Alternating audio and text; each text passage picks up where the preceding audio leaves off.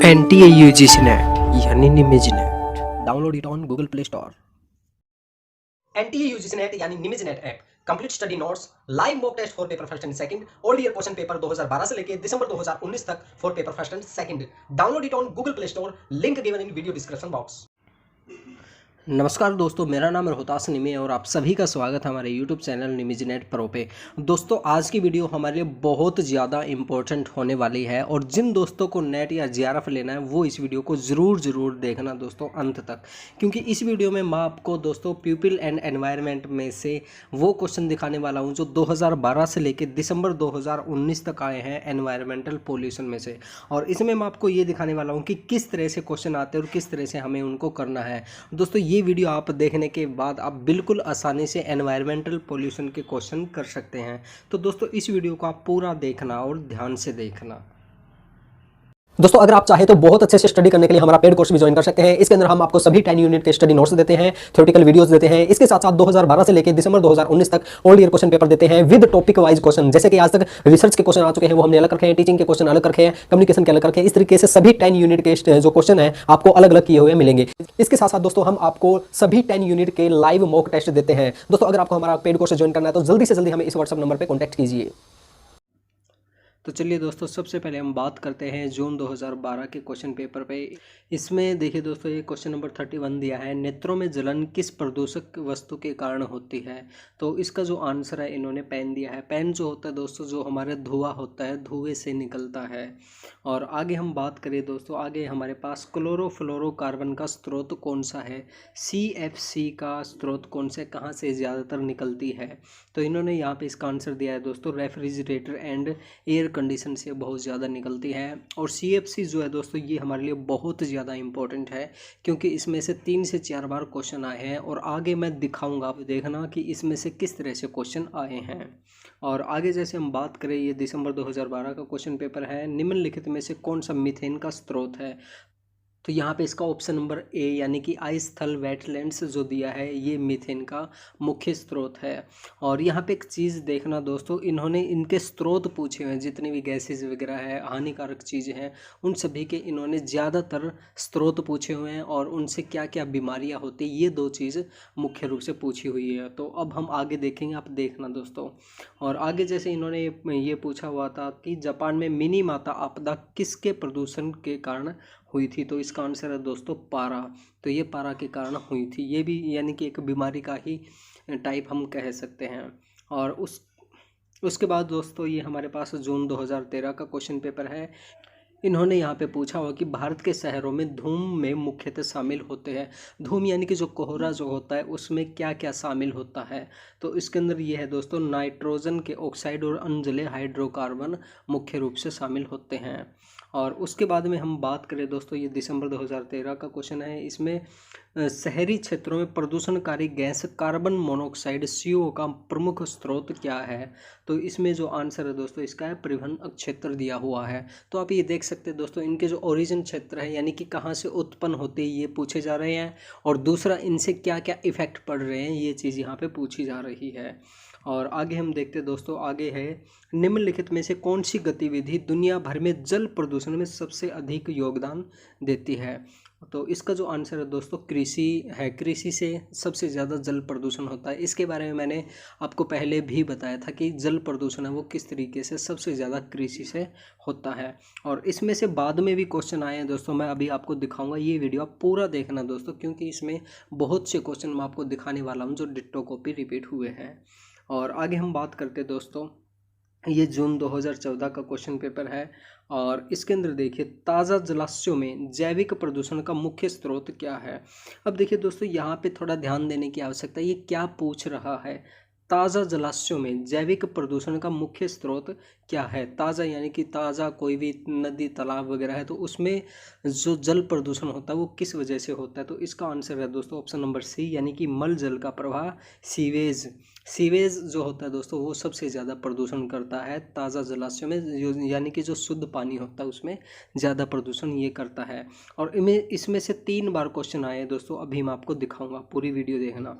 उसके बाद है दोस्तों हमारा दिसंबर 2014 का क्वेश्चन पेपर, और इसमें इन्होंने पूछा हुआ है कि निम्नलिखित में से कौन सी मनोत्पत्ति संबंधी गतिविधियाँ 2/3 अधिक वैश्विक जल उपयोग के लिए उत्तरदायी है। अब ये देखिए 2/3 जो हम जल का यूज़ करते हैं वो किसके अंदर करते हैं, ये यहाँ पे इन्होंने पूछा हुआ है। तो इसका आंसर देखिए ऑप्शन नंबर ए यानी कि कृषि। यहाँ पे दोबारा अब देखिए कृषि आ गया ना इसका आंसर, और ये क्वेश्चन पहले भी आया था, यानी कि सबसे ज़्यादा जो जल प्रदूषण होता है वो किससे होता है, कृषि कार्यों से होता है। तो आप देख सकते हैं कि किस तरह से क्वेश्चन रिपीट हुआ है। और उसके बाद में हम जैसे बात करें, अगला क्वेश्चन है मानव उत्पत्ति संबंधी स्रोतों में से कौन सा गैसीय प्रदूषक तथा क्लोरोफ्लोरोकार्बन वायु में से है।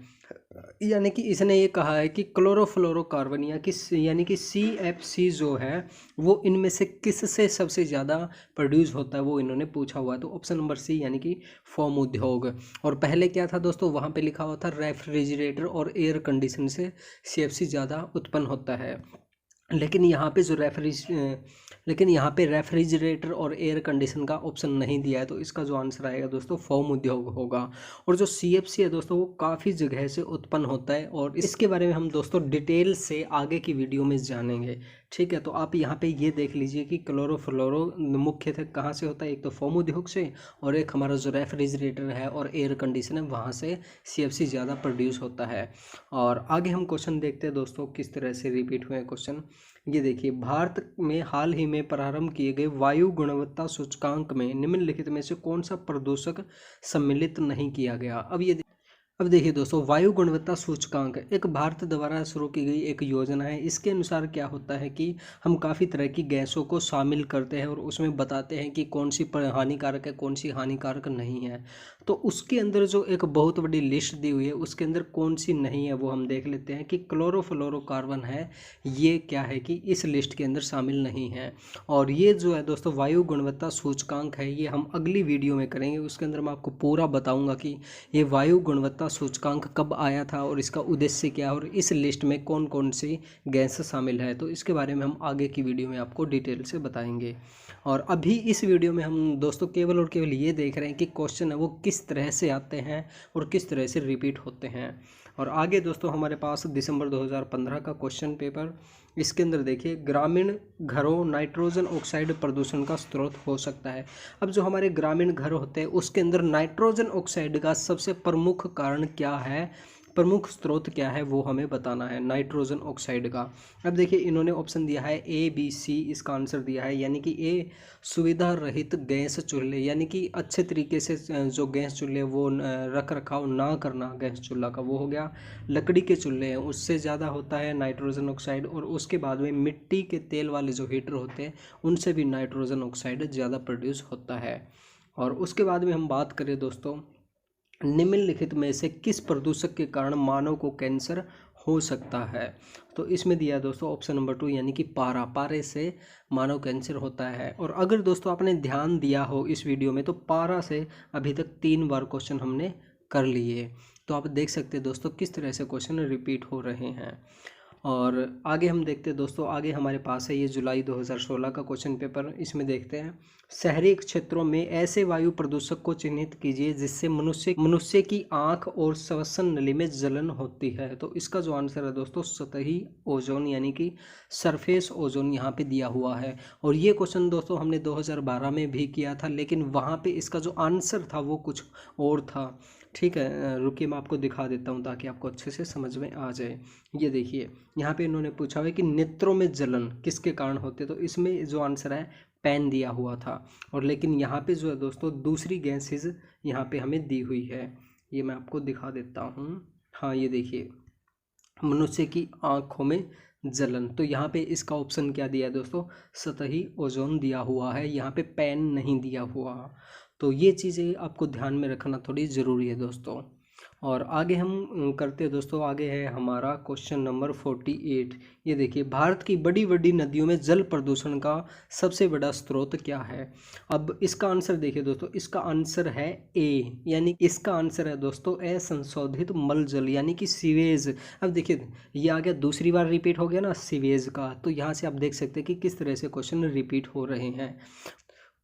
वो क्वेश्चन क्या था दोस्तों, उसके अंदर ये था कि जो हमारे ताज़ा जलाशय हैं उसके अंदर जल प्रदूषण किस तरह से होता है। तो उसका आंसर भी क्या था, असंशोधित मल जल था, यानी कि सीवेज था। तो देख सकते हैं कि किस तरह से रिपीट हो रहे हैं, और यही क्वेश्चन आगे भी रिपीट हुआ है, वो भी मैं आपको दिखाऊंगा। और आगे बात करते हैं दोस्तों, ये हमारा अगस्त 2016 का क्वेश्चन पेपर है। बांग्लादेश और भारत के कुछ भागों में भूजल में आर्सेनिक प्रदूषण का मुख्य कारण क्या है। तो इसका जो आंसर है इन्होंने ये दिया है, प्राकृतिक स्रोत दिया हुआ है। अब बात करते हैं दोस्तों, जो प्राकृतिक स्रोत है वो किस तरह से आर्सेनिक प्रदूषण का मुख्य कारण है। अब इसके बारे में हम आगे डिटेल में पढ़ेंगे, लेकिन मैं यहाँ पे आपको थोड़ा सा बता देता हूँ। जो आर्सेनिक है दोस्तों, जो हम नलकूप वगैरह लगाते हैं तो उनसे आर्सेनिक निकलता है काफ़ी बार। तो इसके बारे में डिटेल में हम आगे की वीडियो में पढ़ेंगे। और आगे हम बात करते हैं दोस्तों, ये है हमारा जनवरी 2017 का क्वेश्चन पेपर। इसमें कहा है कि शहरी क्षेत्रों में नाइट्रोजन ऑक्साइड के प्रदूषण का मुख्य स्रोत क्या है। अब देखिए, शहरी क्षेत्रों में हम पहले भी एक क्वेश्चन कर चुके हैं, ये दोबारा फिर रिपीट हुआ है। तो इसके अंदर जो आंसर है दोस्तों, इसका आंसर है सड़क परिवहन। सड़क परिवहन जो है वो शहरी क्षेत्रों में नाइट्रोजन ऑक्साइड का सबसे बड़ा स्रोत है। तो दोस्तों आप यहाँ से ध्यान दो कि किस तरह से क्वेश्चन रिपीट हो रहे हैं।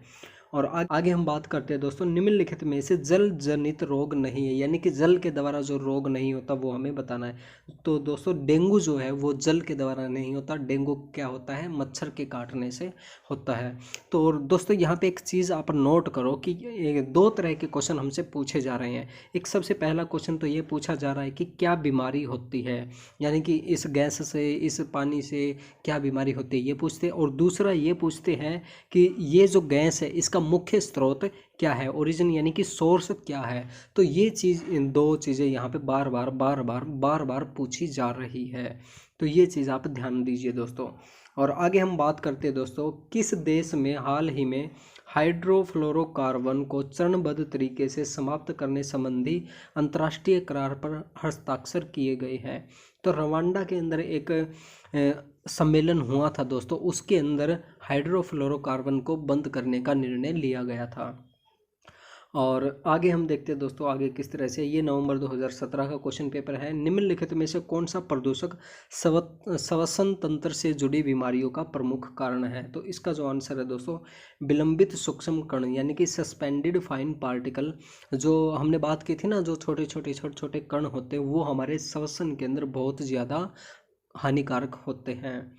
और आगे हम बात करते हैं दोस्तों, आगे हमारे पास निम्नलिखित में से कौन सी प्रदूषक गैस प्राकृतिक रूप से और औद्योगिक गतिविधि के परिणाम स्वरूप दोनों से उत्पन्न होती है, यानी कि आर्टिफिशियल और नेचुरल तरीके से कौन सी उत्पन्न होती है वो हमें बताना है। तो इसका आंसर है दोस्तों क्लोरोफ्लोरोकार्बन, यानी कि CFC। तो आप देख सकते हैं दोस्तों, CFC से ये हमारा चौथा क्वेश्चन यहाँ पे आ गया।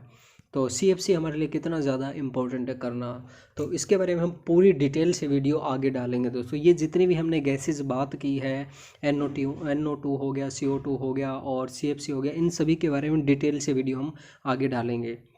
और आगे हम बात करते हैं दोस्तों, निम्नलिखित ऊर्जा स्रोतों में से कौन सा ईंधन पर्यावरण के सबसे अनुकूल है, यानी कि ऐसा कौन सा ईंधन है जो पर्यावरण को नुकसान नहीं पहुंचाता। तो इसका आंसर है दोस्तों हाइड्रोजन। हाइड्रोजन जो है वो पर्यावरण को नुकसान नहीं पहुंचाता।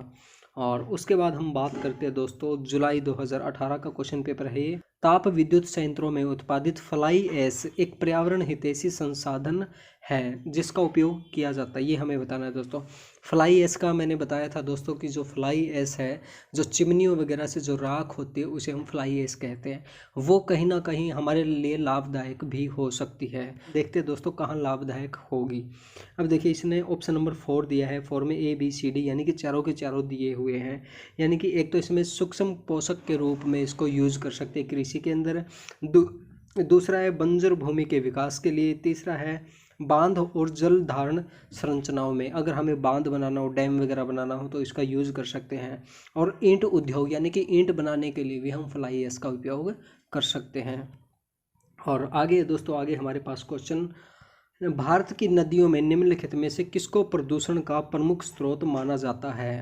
अब ये देखिए दोस्तों, इसका आंसर तीसरी बार फिर ये रिपीट हो गया, असंशोधित वहित मल यानी कि सीवेज। अब आप देख सकते हैं दोस्तों, आपके सामने बिल्कुल है ये क्वेश्चन, डिट्टो कॉपी 3 बार रिपीट हो चुका है। और ये देखिए लास्ट बार कब आया था हमारा, जुलाई 2018 के अंदर आया था। तो इसकी संभावना बनती है दोस्तों इस तरह के क्वेश्चन जो है वो अब की बार भी आ सकते हैं, दिसंबर के एग्ज़ाम में भी आ सकते हैं। और आगे हम बात करें दोस्तों, ये दिसंबर 2018 का एग्ज़ाम है, इसके अंदर हम देखते हैं निम्नलिखित में से कौन सी श्रृंखला, चलिए इसे हम इंग्लिश में पढ़ने की कोशिश करते हैं, हिंदी में थोड़ा ही ऊटपटांग दिया हुआ है। Which of the following gases initiate in chain reaction that break down ozone in the upper atmosphere, यानी कि ऐसी कौन सी गैस है दोस्तों जो ओजोन लेयर को ब्रेक डाउन करती है। तो इसका जो आंसर है दोस्तों क्लोरीन यहाँ पे इन्होंने दिया हुआ है। और आगे हम बात करते हैं दोस्तों, आगे हमारा क्वेश्चन नंबर 39, भोजन की खपत के कारण मनुष्य में उच्च स्तरीय सीसा पीबी का जोखिम हो सकता है। दोस्तों यहाँ पे ये कह रहे हैं कि जो पीबी है, सीसा है, वो अगर मनुष्य के अंदर भोजन के द्वारा चला जाए अधिक मात्रा में तो उससे क्या क्या इफ़ेक्ट हो सकता है वो हमें बताना। तो सबसे पहले इससे दोस्तों एक तो जैसे मेंटल रिटार्डेशन हो सकता है, दूसरा है हाई ब्लड प्रेशर हो सकता है, तीसरा है दोस्तों disorder of central nervous system. ये 3 तरह की चीज़ें हो सकती है पीबी यानी कि लेड सीसा अगर हमारे अंदर ज़्यादा मात्रा में चला जाए तो। और अब आगे दोस्तों हमारे पास जून 2019 का क्वेश्चन पेपर, अब इसमें इन्होंने पूछा कि सतही ओजोन है उसके निर्माण में सबसे ज़्यादा महत्वपूर्ण भूमिका कौन निभाता है। और सतही ओजोन से अगर आपको ध्यान हो दोस्तों तो पहले भी एक क्वेश्चन आ चुका है और अब की बार दोबारा फिर इसमें रिपीट हुआ है। तो हम देखते हैं दोस्तों जो सतही ओजोन है उसके निर्माण में कौन कौन भूमिका निभाता है। यह है ऑप्शन नंबर 3 यानी कि ABD। ए है नाइट्रोजन के ऑक्साइड, बी है सल्फर के ऑक्साइड और डी है कार्बन मोनोऑक्साइड। ये 3 के 3 हमारे सतही ओजोन के निर्माण में महत्वपूर्ण भूमिका निभाते हैं। और आगे हम बात करते हैं दोस्तों, ये हमारा 24 जून 2019 का क्वेश्चन है। इसमें ये कथन अभिकथन दिया है। सबसे पहला कथन है दोस्तों, सौभमंडल में ओजोन की उच्च सांद्रता वांछनीय है। और अगर आप चाहे तो दोस्तों इंग्लिश में भी पढ़ सकते हैं, high concentration of ozone in the stratosphere is desirable. अब इन्होंने ये कथन अभिकथन दिया, हमें देखना ये सही है या गलत है। तो दोस्तों ये जो है डिजायरेबल नहीं है हमारे लिए, इसकी सांद्रता वांछनीय नहीं है, ये हमारे लिए ज़रूरी नहीं है। आगे हम बात करते हैं दोस्तों, कारण इन्होंने दिया है वायुमंडल में मौजूद ओजोन सूर्य की हानिकारक पैरावैंगनी किरणों से पृथ्वी की सतह पर रहने वाले जीवों की रक्षा करता है। ये बात इसकी बिल्कुल सही है दोस्तों, जो हमारी ओजोन लेयर है वो क्या करती है, पैरावैंगनी किरणों से हमें बचाने का काम करती है। तो इसका जो आंसर है दोस्तों ऑप्शन नंबर 4 हो जाएगा, यानी कि ए फॉल्स और आर ट्रू। ठीक है, तो इस तरह से इसका आंसर बिल्कुल आसानी से हम दे सकते हैं। तो दोस्तों आज के लिए बस इतना ही। आपने देखा कि किस तरह से क्वेश्चन रिपीट हो रहे हैं और किस तरह से क्वेश्चन पूछे जा रहे हैं, एक तो बीमारी से रिलेटेड और एक उनके ओरिजिन से रिलेटेड पूछे जा रहे हैं। तो दोस्तों अगर आपको हमारी वीडियो ये अच्छी लगी तो इस वीडियो को लाइक कीजिए, शेयर कीजिए, कमेंट कीजिए। और दोस्तों अगर आपने अभी तक हमारा चैनल सब्सक्राइब नहीं किया तो प्लीज़ हमारे चैनल को सब्सक्राइब कर लीजिए और घंटी का बटन ज़रूर दबाइए ताकि आप हमारी आने वाली वीडियोज़ को आसानी से देख सकें। थैंक यू दोस्तों। चलिए दोस्तों अब हम बात करते हैं दिसंबर 2019 की सभी शिफ्ट में एनवायरमेंटल पोल्यूशन से जो जो क्वेश्चन आए हैं उनके बारे में। तो ये देखिए आप देख सकते हैं 2 दिसंबर 2019 मॉर्निंग शिफ्ट का पेपर है। और आगे ये देखिए ये आ गया हमारा दिसंबर 2019 का इवनिंग शिफ्ट का पेपर आ गया। और यहीं पे ये देखिए यहाँ पे हिंदी में है और यहाँ पे इंग्लिश में हमने दिया हुआ है। और एक चीज़ नोट करना दोस्तों, आप यहाँ पे काफ़ी इम्पोर्टेंट चीज़ है जो हमें नोट करनी है। ये देखिए 2 दिसंबर 2019 मॉर्निंग शिफ्ट का पेपर है ये, ठीक है। इसके अंदर ये क्वेश्चन देखिए दोस्तों, निम्नलिखित में से उन पर्यावरणीय मुद्दों की पहचान कीजिए जो स्थानीय प्रकृति के हैं, ठीक है। ये क्वेश्चन देख लिया आपने। और आगे हम बात करते हैं, ये 2 दिसंबर 2019 इवनिंग शिफ्ट का पेपर है ये। और इसके अंदर ये देखिए identify environmental issue which are local in nature, यानी कि ये जो क्वेश्चन है इवनिंग शिफ्ट में और मॉर्निंग शिफ्ट में जो क्वेश्चन है बिल्कुल सेम डिट्टो कॉपी क्वेश्चन यहाँ पे आया हुआ है। तो दोस्तों इससे ये मतलब निकलता है कि जो मॉर्निंग और इवनिंग शिफ्ट में जो पेपर होते हैं उनमें भी डिट्टो कॉपी क्वेश्चन आते हैं। और दोस्तों एनवायरनमेंट के अलावा भी और भी काफ़ी जो अलग टॉपिक है अपने, जैसे ICT हो गया, कम्युनिकेशन और अन्य जो टॉपिक है उनमें भी क्वेश्चन रिपीट हुए हैं इवनिंग और मॉर्निंग शिफ्ट के अंदर। वो हमने अलग वीडियोज़ बना रखे हैं, उनमें आप देख सकते हैं। तो जो हमारे लोकल एरिया के अंदर यानी कि लोकल टाइप में जो प्रदूषण होते हैं उनके बारे में ये पूछा हुआ है। तो इसमें देखिए ओजोन परत का जो क्षरण है वो काफ़ी बड़े लेवल पे होता है और इसे एक नेचुरल फिनोमिना भी हम कह सकते हैं इसके अंदर। तो ये इसके अंदर नहीं होगा। आगे दोस्तों जल प्रदूषण। जल प्रदूषण क्या है कि लोकल लेवल पे होता है और बहुत ज़्यादा होता है और इसे हम स्थानीय मुद्दा कह सकते हैं। आगे दोस्तों भूक्षरण, इसे भी हम लोकल लेवल पे कह सकते हैं क्योंकि आजकल भूमि कटाव बहुत ज़्यादा किया जा रहा है मानव के द्वारा। और आगे दोस्तों जैसे जलवायु परिवर्तन है ये हमारे कंट्रोल में तो है दोस्तों, लेकिन ये एक बड़े लेवल पे है, ये हम इसे लोकल लेवल पे हम इसे नहीं कह सकते। आगे दोस्तों जल जमाव, ये हमारे मानव द्वारा किया जाता है और इसे हम लोकल लेवल पे काउंट कर सकते हैं। आगे ठोस अपशिष्ट प्रबंध, ये भी हमारे लोकल लेवल पे काउंट हो सकता है। तो इसका जो आंसर है दोस्तों, आंसर हम देख लेते हैं। इसका आंसर है एक यानी कि यहाँ पे 2, 3, 5 और 6। 2 में क्या है जल प्रदूषण आ गया, 3 में क्या है भूक्षरण आ गया और 5 में क्या आ गया दोस्तों जल जमाव आ गया और 6 में क्या आ गया हमारे पास ठोस अपशिष्ट प्रबंध यहाँ पे आ गया। और अगर आप इस क्वेश्चन को इंग्लिश में देखना चाहे तो यहाँ पे आप इंग्लिश में भी इस क्वेश्चन को देख सकते हैं, बिल्कुल आसानी से इसको समझ सकते हैं। और आगे हम बात करते हैं दोस्तों, आगे ये मान लो कि और क्वेश्चन किस तरह से आए हैं। ये देखिए 3 दिसंबर 2019 इवनिंग शिफ्ट का पेपर है। इसके अंदर इन्होंने पूछा हो कि ध्वनि प्रदूषण के परिणाम स्वरूप क्या क्या होता है, ये हमें बताना है। तो इसका आंसर हम देख लेते हैं ताकि जल्दी से क्वेश्चन हम कर सके। इसका आंसर है 2 दोस्तों।